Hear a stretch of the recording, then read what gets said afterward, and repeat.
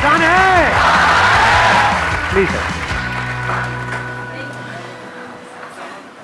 तो इस सेशन को मैं शुरू करता हूं। एक बहुत इंपॉर्टेंट एक बात जो हमको समझनी होगी इस सेशन को आगे बढ़ाने से पहले, हमारा जो भी एजुकेशन सिस्टम है या जो भी बचपन से आज तक हमारी कंडीशनिंग हुई है, वो पूरा फोकस सिर्फ एक ही चीज के ऊपर है, वो है कि पैसा कमाओ। सब एग्री करते हैं इस बात से? तो पैसा कमाने पे तो सबका फोकस है, लेकिन कुछ ऐसा है जो इससे बहुत इंपॉर्टेंट है, उस पर किसी का फोकस नहीं है। पैसा कमाने से भी ज्यादा जो इंपॉर्टेंट है वो है कि आपने कितना पैसा बचाया। इंपॉर्टेंट है या नहीं है लॉन्ग टर्म में? सपोजिंगली आपने 50,000 रुपए महीने का कमा तो लिया, लेकिन आपके खर्चे हैं 55,000 रुपए के, क्या करोगे? तो कितना आपने कमाया उससे ज्यादा इंपॉर्टेंट है आपने कितना बचाया। कितना बचाया इससे भी ज्यादा इंपॉर्टेंट है कि जो बचाया उसको किस तरीके से इन्वेस्ट किया। ये कितने लोग समझ पा रहे हैं इस बात को? बट ये हमको कहीं नहीं सिखाया जाता है। स्कूल्स में, कॉलेजेस में, घर पे भी इसकी इतनी बात नहीं होती है कि पैसे को इन्वेस्ट कैसे करना है, स्मार्टली कैसे इन्वेस्ट करना है। क्योंकि अगर आपको स्मार्टली इन्वेस्ट करना आता है और आप मान लो महीने का, मैं बहुत बड़ी बात नहीं करता, 2-3 हज़ार रुपए भी इन्वेस्ट करते रहते हो अभी से, इस एज ग्रुप से, which is around 25 years 30 years, तो आने वाले 20 साल बाद, 30 साल बाद पता है आपके अकाउंट में कितना पैसा हो सकता है अगर स्मार्टली इन्वेस्ट करते हो तो? करोड़ों रुपए हो सकते हैं। तो this topic today is extremely important, चाहे आप मेल हो चाहे फीमेल हो। और जरूरी नहीं है ये उन्हीं लोगों के लिए है जिनकी एज ग्रुप 25 साल है, 30 साल है, 35 साल है, क्योंकि इन बातों को सीखना एक्चुअल में जरूरी है at as young of age as possible. यानी अगर आपकी एज 18-19 साल, 20 साल भी है, जो लोग कैमरे पे देख रहे हैं उनको मैं बोलता हूँ, जो वीडियो में देख रहे हैं, कि अगर आपकी एज 18-19 साल है, 20 साल है, तब भी आपके लिए सेशन बहुत इंपॉर्टेंट है, इनफैक्ट ज्यादा इंपॉर्टेंट है। और मेरे को आइडिया कहाँ से आया ये सेशन करने का? मेरे एक फ्रेंड है, मेरी वैसे उनसे बातचीत हो रही, उन्होंने मेरे से पूछा कि यार मेरे पास में कुछ फंड पड़ा हुआ है, मुझे क्या करना चाहिए, उसको कहाँ इन्वेस्ट करना चाहिए, कुछ आइडियाज हैं आपके पास? नहीं, उन्होंने मुझसे पूछा आप क्यों बीच में टांग अड़ा रहे हैं, सीधा ही म्यूचुअल फंड है। तो उन्होंने मेरे से पूछा, तो मैंने ये नहीं कहा जो इन्होंने कहा, मैंने सबसे पहले उनसे ये पूछा, मैंने कहा आपने क्या किया हुआ इस पैसे का और कितना पैसा आपने जोड़ा हुआ है? तो उन्होंने बताया मेरे अकाउंट में अराउंड 4-5 लाख रुपए पड़ा हुआ है। मैंने कहा अकाउंट में मतलब? कहते सेविंग्स अकाउंट में। And it's a huge blunder. और आप में से भी बहुत सारे लोगों के अकाउंट में पैसा पड़ा हुआ, कितने ऐसे हैं यहां पर? सेविंग अकाउंट में इंटरेस्ट कितना है पता है? 3%, 3.5%। इन्फ्लेशन कितनी है? इन्फ्लेशन पता है ना हम सबको क्या है? मान लो आज हम पेट्रोल खरीदते हैं, कितने का है पेट्रोल? कितने रुपए लीटर है? 73। ये आज से 20 साल पहले कितने का था? 20-25 रुपए का। तो 25 रुपए से बढ़ करके आज कहां हो गया है? 73 पे पहुंच गया, तो ऑलमोस्ट 3 गुना बढ़ गया है। तो अगर वो पैसा आपके सेविंग अकाउंट में पड़ा होता तो क्या वो 3 गुना बढ़ जाता? तो आप लॉस में हो। समझ गए? इन्फ्लेशन का जो रेट है अप्रॉक्सीमेटली आप कह सकते हो 6% के आसपास मान लेते हैं, वो वेरी करता रहता है। बट अगर 6% इन्फ्लेशन है और 3% आप अर्न कर रहे हो उस पैसे पे, तो आप कमा नहीं रहे हो, आप गंवा रहे हो, क्योंकि उस पैसे की वैल्यू कम होती चली जा रही है और आप खुश हो रहे हो कि मैं पैसा जोड़ रहा हूं। आप जोड़ नहीं रहे हो, आप बेवकूफी कर रहे हो। तो इस तरह की कुछ चीजें हैं जो हमको सीखनी बहुत जरूरी है।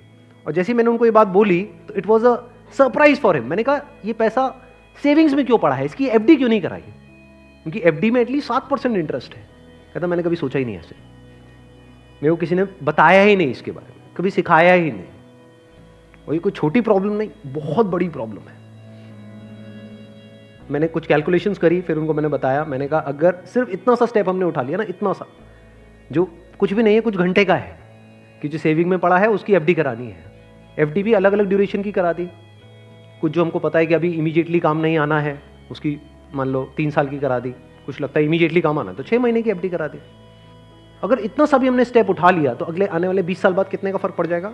Any idea?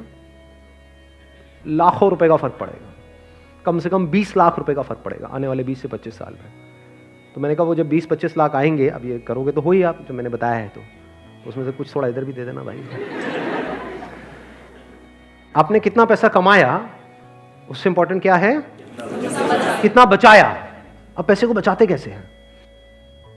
पैसे को बचाना मतलब हम क्या समझते हैं? खर्चे कम करो, बस ये तो हमको समझ आता है कि सब्जी वाले से लड़ते रहो, रिक्शे वाला 10 रुपए नहीं भैया 8 रुपए ही दूंगी मैं, तो बचा लो 2 रुपए। इसकी मैं बात नहीं कर रहा हूं, मैं बात कर रहा हूं थोड़ी बड़ी गेम की, जहां पे हम कुछ बेवकूफ़ों वाले स्टेप्स उठाते हैं और अपना करोड़ों का नुकसान कर बैठते हैं। मैं 2-3 रुपए की, 5 रुपए की बात नहीं कर रहा हूं। जो आज देखने में हजारों लग रहे हैं वो आने वाले टाइम के करोड़ों हैं। याद रखना मेरी इस बात को। हजारों लाखों बन जाते हैं कुछ साल बाद और लाखों करोड़ों बन जाते हैं कुछ साल बाद, अगर हमने स्मार्टली इन्वेस्ट किया तो। अब बताता हूं आपको एक बहुत बड़ी गलती जो हम सब कर रहे हैं। आप में से कितनों ने इंश्योरेंस कराई हुई है? कौन सी इंश्योरेंस कराई हुई है? कितनों ने एंडोमेंट वाली कराई हुई है? कितनों को तो, एक मिनट, जिन्होंने इंश्योरेंस कराई हुई है कितनों को पता ही नहीं उन्होंने कौन सी कराई हुई है? करो, हाथ ऊपर करो। अरे वाह, वाह जी वाह। कितने हैं जिन्होंने एंडोमेंट कराई हुई है? एंडोमेंट पता है क्या होती है?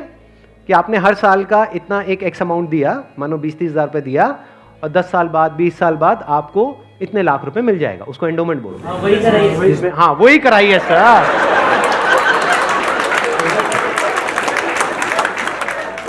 क्या सर एंडोमेंट पेंडोमेंट बोलते हैं? सीधी बात करो ना। इंश्योरेंस का मतलब लोग यही समझते हैं इंडिया में कि हर साल का इतना पैसा जाना है, इतना प्रीमियम जाएगा, 20,000, 30,000, 40,000, और 20 साल बाद आपको इतने लाख रुपए मिल जाएगा। मान लो 20 लाख रुपए मिल जाएगा, जो सुनने में बड़ा अट्रैक्टिव लगता है। बेवकूफों वाला स्टेप है ये। कितनों ने टर्म इंश्योरेंस कराई हुई है? हार्डली 3 या 4 या 5 लोग। कमाल जी कमाल। देख लो कितना बड़ा ब्लंडर है ये अभी आप सपने में भी नहीं सोच सकते।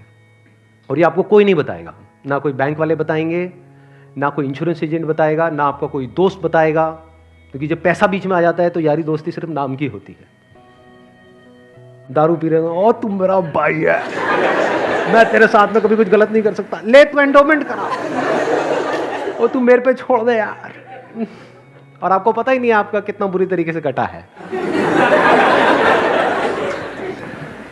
तो अब ध्यान से समझना, ये जो टर्म इंश्योरेंस है ये आपको कराने के लिए कोई नहीं बोलेगा। क्यों? क्योंकि इसमें जो इंश्योरेंस एजेंट है उसको पैसा ना के बराबर मिलेगा। जो एंडोमेंट प्लान्स होते हैं, जो यूलिप्स होते हैं, उसमें उनको अच्छा खासा कमीशन मिलता है, कुछ केसेस में 30% तक भी मिलता है। अगर आपने मानो 20,000 की इंश्योरेंस कराई तो 30% कट गया आपका। आपका कट नहीं गया है, पैसा आपका कट गया है। 6,000 रुपए गया। अगर 6,000 रुपए वैसे कहीं पे खो जाते हैं या नहीं मिलते हैं या कोई लेकर के आपसे भाग जाता है, कितने दिन तक टेंशन रहती है? मजे की बात क्या है, आपको पता ही नहीं है कि आपके साथ क्या हुआ है। ये जो टर्म इंश्योरेंस होती है इसमें ना के बराबर कटता है। इसमें बस एक पॉइंट होता है जिसको सुनते ही आप लोगों को झटका लगेगा, जिनका कन्वेंशनल माइंडसेट है। टर्म इंश्योरेंस क्या होती है कि आप इतना पैसा देते रहो, मानो आपने 10 साल दिया, 20 साल दिया, 30 साल दिया, 30 साल बाद आपको 1 रुपए भी वापस नहीं आएगा। ओ सर, ये क्या सर, वापस नहीं आएगा तो फायदा क्या है? इंश्योरेंस किस लिए होती है? किस लिए होती है? कि कल को आपको कुछ हो जाए। ये बेसिक सी बातें बता रहा हूं आपको, ये नहीं पता है लोगों को। अभी देख लो कितनों ने हाथ उठाया था। बेसिक सी बात समझो, इंश्योरेंस का जो मतलब होता है वो होता है कि अगर आपको कुछ हो गया तो आपकी फैमिली को इतना पैसा मिल जाए कि उनको टेंशन ना हो। मान लो आप अर्निंग मेंबर हो फैमिली में, आप महीने का मान लो 30,000 कमा रहे हो, 40,000 कमा रहे हो, तो इंश्योरेंस का मतलब क्या है कि अगर आपको कुछ हो जाए तो आपकी फैमिली को इतना पैसा मिलना चाहिए कि उनके पास 40-50 हज़ार रुपये आता रहे। ये जो पॉलिसीज होती हैं, एंडोमेंट, यूलिप और ये सब जितनी भी होती हैं, इसमें कवर बहुत कम होता है। कवर का मतलब समझते हैं हम? कवर मतलब लाइफ कवर, जितने की कवरेज हुई है। कि अगर आप मानो 50,000 का प्रीमियम दोगे तो आपको कवरेज मिलेगी, अलग अलग प्लान में अलग अलग होती है, मान लो 10 से 20 लाख रुपए की। मान लो अगर आपको 20 लाख रुपए मिल भी गया आपकी फैमिली को आपके जाने के बाद में, अगर आप साल का 50,000 दे रहे हो तो इसका मतलब अच्छा खासा कमा रहे हो। मान लो लाख रुपए महीने का कमा रहे हो, तो क्या उस 20 लाख रुपए में आपकी सारी जो भी फैमिली की प्रॉब्लम्स है वो सारी सॉल्व हो जाएगी? तो करा क्यों रहे हो ऐसी इंश्योरेंस? बस लालच, कितने साल बाद इतना पैसा मिलेगा? 20 लाख को अगर आपकी फैमिली आपके जाने के बाद में बैंक में रखती है, वहां से कितना इंटरेस्ट आएगा? मान लो 7% भी आ जाता है। 7% कितना होता है? 1,40,000, 20 लाख पे महीने का कितना हुआ? 12,000 रुपये महीना। चलो 1 लाख भी हटा देते हैं। अगर आपकी सैलरी 50,000 थी तो क्या 12,000 रुपये महीना बहुत है आपके लिए, आपकी वाइफ के लिए, आपके बच्चों के लिए, आपके मदर फादर के लिए, सबके लिए बहुत है? बिल्कुल। तो फिर ऐसी इंश्योरेंस हम क्यों कराते हैं? क्योंकि हम इन चीजों में कभी दिमाग ही नहीं लगाते हैं, कोई और हमारे लिए दिमाग लगा रहा होता है, कोई एजेंट या फिर बैंक वाले फोर्स कर रहे होते हैं। आजकल ये नया ट्रेंड चल गया है कि आपके बैंक अकाउंट में थोड़ा सा भी पैसा पड़ा होगा तो बैंक से फोन आ जाएगा। हो रहा है ऐसा है? नहीं हो रहा है कि क्यों रखा हुआ है, ये करा लो ना, वो करा लो ना। अब वो क्या करवाने को बोलेंगे आपको, जिसमें आपका फायदा है, जिसमें उनका फायदा है।